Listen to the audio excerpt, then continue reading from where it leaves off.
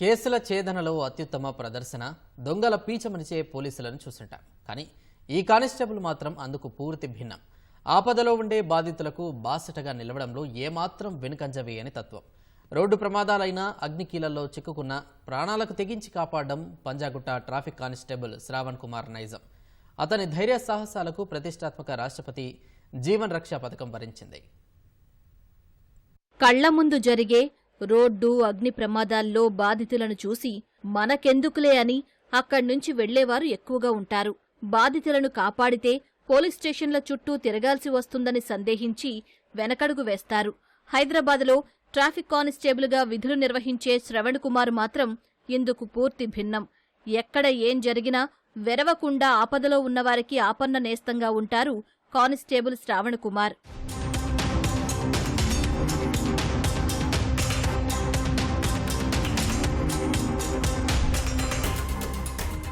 2023లో బంజారాహిల్స్, పంజాగుట్ట వేర్వేరు ఘటనల్లో అగ్ని ప్రమాదాలు చోటు చేసుకోగా బాధితుల ఆర్తనాదాలు చూసి వెంటనే స్పందించారు కానిస్టేబుల్ శ్రావణ్. పెంట్ హౌస్ తలుపులు డంబెల్స్తో బద్దలు కొట్టి మంటల్లో చిక్కుకున్న 6గురిని సురక్షితంగా బయటకు తీసుకొచ్చారు. ప్రాణాలు అరచేతిలో పెట్టుకుని బయటపడిన వారంతా శ్రావణ్ కుమార్ ధైర్య సాహసాలను అభినందించారు. ఇలా పలు ఘటనల్లో విశిష్ట సేవలందించినందుకు శ్రావణ్ కుమార్కు గుర్తింపు దక్కింది. రాష్ట్రపతి జీవన్ రక్ష పథకాన్ని ప్రకటించింది. ప్రమాదాలు జరిగినప్పుడు యువత సందేహించకుండా సాయం అందించాలని శ్రావణ్ పిలుపునిచ్చారు. ఇట్లాంటి మేము చేసిన ధైర్య సాహసాలను గుర్తించి మాకు ఇట్లాంటి అవార్డ్స్ కానీ రివార్డ్స్ కానీ ఏమన్నా చేస్తుంటేనే మాకు ఇంకా ఎంతో ఉత్సాహంతో మాకు మన ప్రాణాలకు తెగించి చేయడానికైనా లేకపోతే ఎదుటి వాళ్ళు ఏదైనా కష్టాలలో ఉన్నప్పుడు చేయడానికైనా ఎంతో ప్రోత్సాహం కలిగిస్తుంది. కాబట్టి చాలా బాగుంది సార్. ఒకటి వచ్చేసి నాగార్జున సర్కిల్ అయింది, ఇంకోటి వెంగళరావు పార్క్ దగ్గర కూడా అయింది, ఇంకోటి పంజాగుట్ట జంక్షన్ లో అయినుండే mother and daughter. Panjagutta junction దగ్గర టాప్ ఫ్లోర్ లో ఉండే అనమాట. అది కొంచెం హెవీ రిస్కీ ఉండే.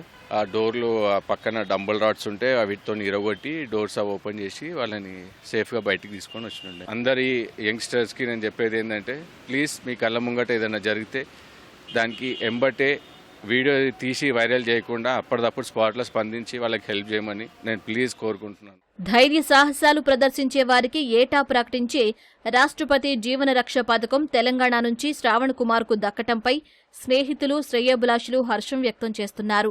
శ్రావణ్ సేవలను పోలీసు ఉన్నతాధికారులు కొనియాడుతున్నారు. 2023లో ఒక ఫైర్ యాక్సిడెంట్ అయితే పర్టిక్యులర్ ఆఫీసర్ శ్రవణ్ కుమార్ అని ఆయన ఓన్ ఇనిషియేటివ్ తీసుకొని ఒక హైరైజ్డ్ ఒక బిల్డింగ్ లో 6th floor లో అగ్ని ప్రమాదం అయి ఉంటే అక్కడ వెళ్లి ఒక 6గురు లైఫ్ని సేవ్ చేస్తాడు.